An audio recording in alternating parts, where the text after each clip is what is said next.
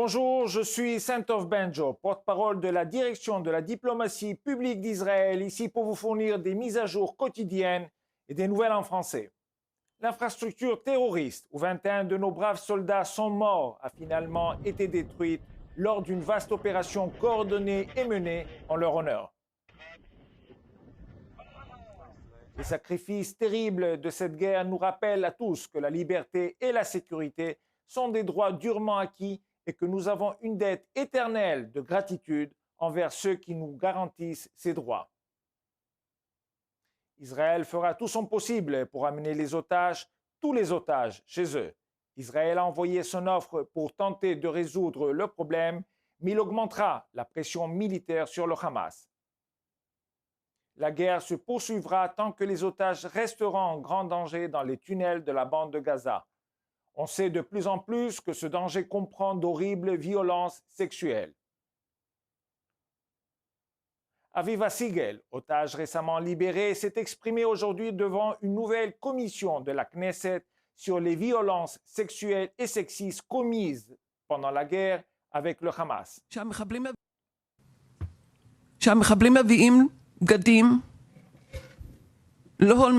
Les terroristes apportent des vêtements inappropriés, des vêtements de poupées et transforment les filles en poupées.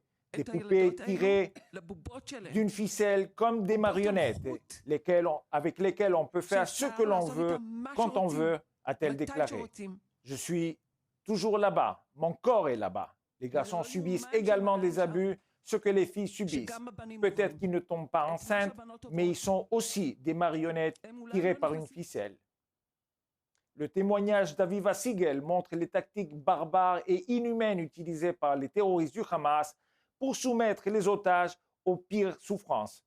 Israël continue de faire tout ce qui est en son pouvoir pour que les otages rentrent chez eux, mais entre-temps, il continue de subir d'horribles violences et des abus psychologiques. L'idéologie terroriste du Hamas s'étend à d'autres fronts. Récemment, le Shin Bet a déjoué un complot palestinien visant à faire exploser un camion piégé à Jérusalem, près de la Knesset, le Parlement israélien. 2 habitants de Jérusalem-Est ont été arrêtés après avoir acheté du peroxyde d'hydrogène pour fabriquer des explosifs destinés à tuer des civils israéliens.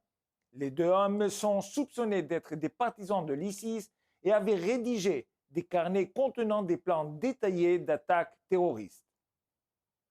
L'idéologie du Hamas est si profondément ancrée dans la société palestinienne, même en dehors de Gaza, qu'il devient évident que la déradicalisation du Hamas ne suffira pas à assurer la stabilité dans la région. Dans un sondage réalisé le 10 janvier auprès de participants du monde arabe, l'Institut de Doha a constaté que 0% des personnes interrogées en Cisjordanie pensaient que l'attaque du 7 octobre du Hamas était illégitime.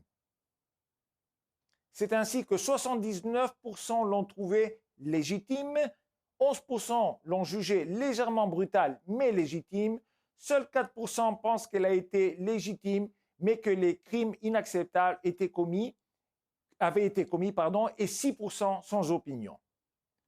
Aucun participant n'a condamné les atrocités du massacre perpétré par le Hamas.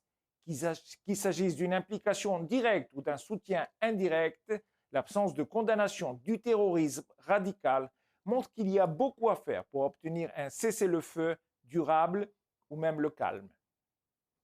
Israël poursuivra la guerre contre Gaza jusqu'à ce qu'aucune entité n'impose de danger à ses civils et que les infrastructures et les capacités militaires du Hamas soient détruites. Comme toujours, nous sommes à votre disposition 24 heures sur 24 pour répondre à vos questions aux coordonnées indiquées à l'écran. Merci de votre attention.